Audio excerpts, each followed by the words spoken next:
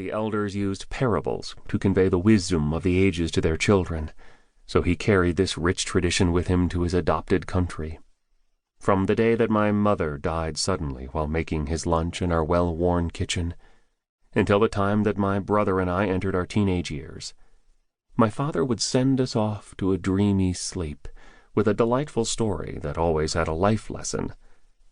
One that particularly stands out in my mind is about an old farmer on his deathbed, who asked his 3 sons to gather around him.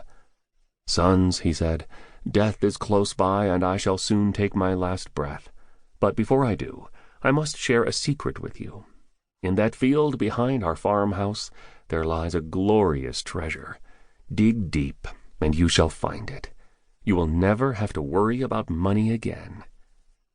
Once the old man had died, the sons ran out to the field and started digging with wild abandon.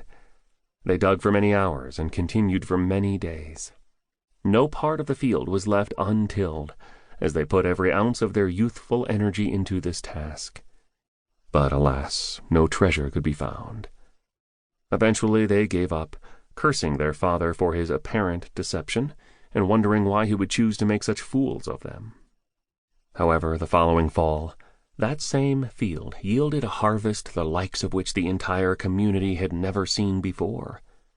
The 3 sons quickly became rich, and they never worried about money again. So, from my father, I learned the power of dedication, diligence, and hard work. In my college days, I toiled day and night, eager to stay on the dean's list and to fulfill the dreams my dad had set for me. I won scholarship after scholarship, and diligently sent my aging father a small check at the end of every month, a portion of the salary I received from the part-time job that I held. This was a simple token of thanks for all he had done. When it came time to enter the workforce, I had already been offered a lucrative management position in the high-tech field, the field of my choice. The company was called Digitech Software Strategies, and it was the place where everyone wanted to work.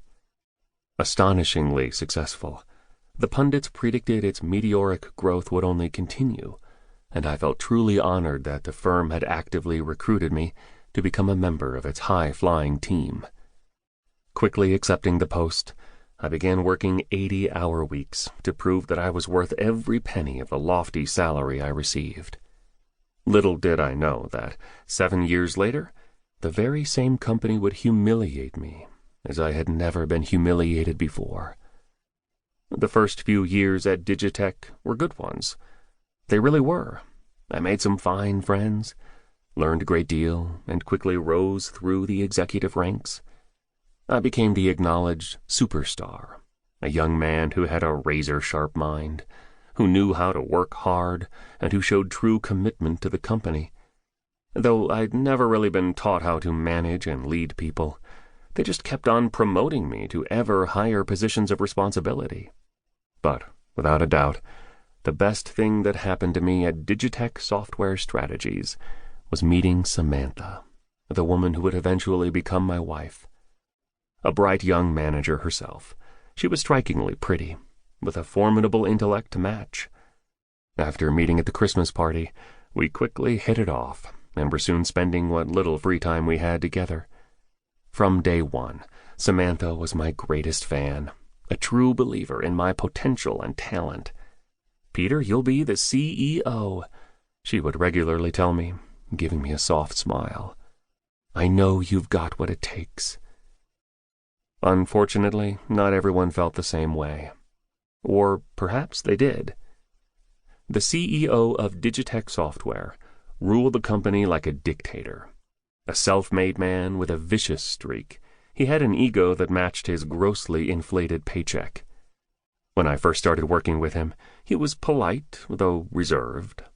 But when word started to spread about my abilities and my ambitions, he grew cold, often communicating with me through terse memos when the situation called for something less formal. Samantha called him an insecure little clod of a man. But the fact remained that he had power, real power. Maybe he felt that as I rose to higher management positions, I would make him look bad. Or